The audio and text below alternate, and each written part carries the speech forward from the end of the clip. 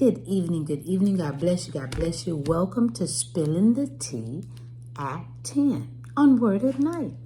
And yes, you know what we're talking about. One, it's hot.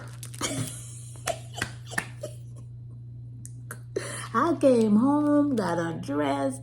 Come on now, it's hot. Woo-wee. So I had to throw this up. You know what I'm saying? It's too hot. It is absolutely hot.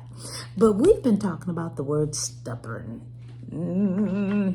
Stubborn, huh? And so our scripture is coming from Ezekiel. And I'm going to start Ezekiel 1, chapter 1, and I'm going to start at verse 27, okay? I'm going to give you a little background.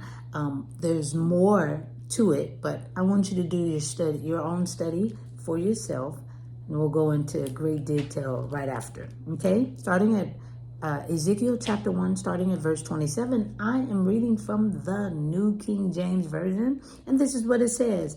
Also from the appearance of his waist and upward, I saw, as it were, the color of amber with the appearance of fire all around within it.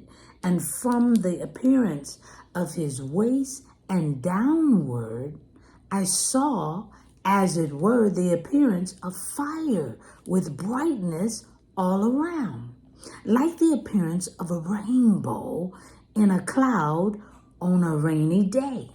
So was the appearance of the brightness all around it. This was the appearance of the likeness of the glory of the Lord.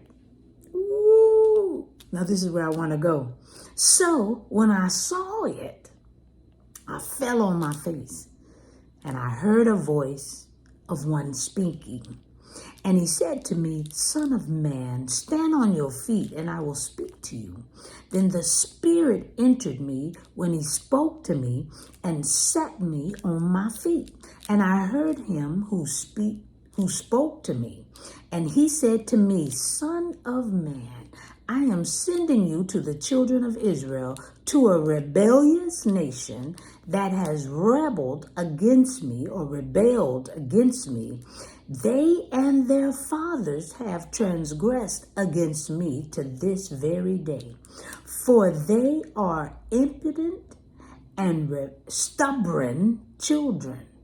I am sending you to them, and you shall say to them, Thus says the Lord God, as for them, whether they hear or whether they refuse, for they are a rebellious house, yet they will know that a prophet has been among them.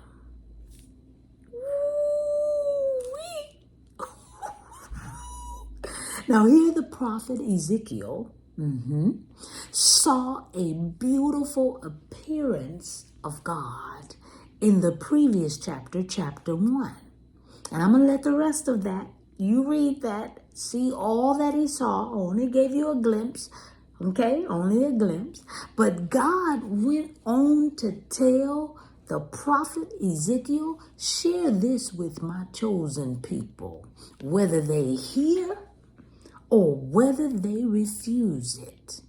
They will surely know that a prophet was among them. Huh? People of God. I'm talking to you. Yep. We have to stop refusing what thus says the Lord, because we want to be stubborn with having our own way. Oh, come on, come on. Our way is not the final say, but God's way is.